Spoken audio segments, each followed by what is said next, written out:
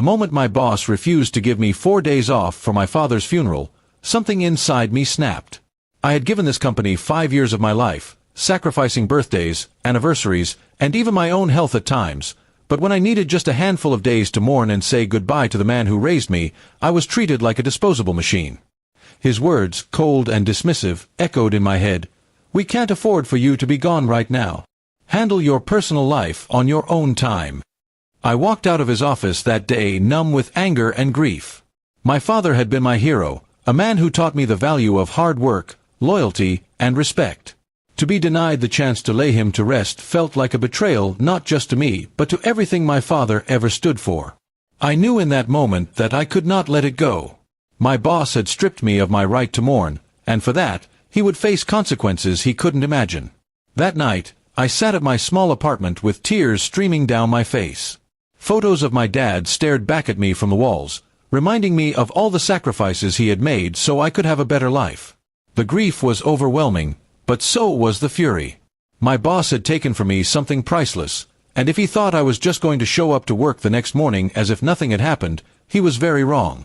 I began going through files I had saved over the years, evidence of shady deals, tax evasion, and the unethical practices my boss had built his empire on.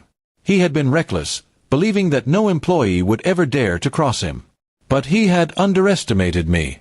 While he denied me 4 days to bury my father, he had unknowingly given me the reason to bury his career. The company's network was something I knew like the back of my hand. I had access to sensitive documents, financial records, and communication logs. As I pieced together the puzzle, I realized just how dirty his hands were. Fraudulent contracts, offshore accounts, bribery, it was all there, waiting to be exposed. My boss thought he was untouchable, but the proof in my possession said otherwise. By midnight, I had organized everything into neat folders, each one damning enough to bring him down. I crafted anonymous emails addressed to government investigators, the media, and even a few of our largest clients. Every attachment I sent was another nail in the coffin of his empire. My hands trembled as I hit send, but not with fear, with a strange, burning satisfaction. I didn't stop there. I logged into the company's systems one final time, planting just enough evidence of his corruption in plain sight so that when auditors came knocking, they wouldn't have to dig too deep. By the time I was done, his empire was a ticking time bomb set to explode. I leaned back in my chair, exhausted, but for the first time that day, I smiled. The next morning, I didn't go to work. Instead, I went to the funeral home to sit beside my father's casket, whispering apologies and promises. "I couldn't be there with you the way I wanted, Dad," I said softly, "but I made sure the man who disrespected your memory will never sleep peacefully again." It wasn't the farewell I had envisioned, but it was the justice I knew my father would have approved of. Meanwhile, the office was in chaos. The emails had begun circulating. Clients were demanding answers, and regulators were already making calls. My boss stormed into the office, unaware that his entire world was crumbling around him. By noon, investigators were waiting for him in the lobby. He was escorted out of the building in front of everyone, his face pale, his arrogance replaced by fear. I received text messages from co-workers later that day, shocked at what had happened. Some thought it was karma.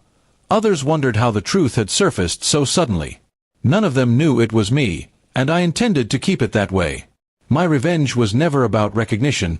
It was about balance, about taking back what was stolen from me. Within a week, the company was under full investigation. My boss's name was splashed across headlines, tied to corruption, fraud, and betrayal.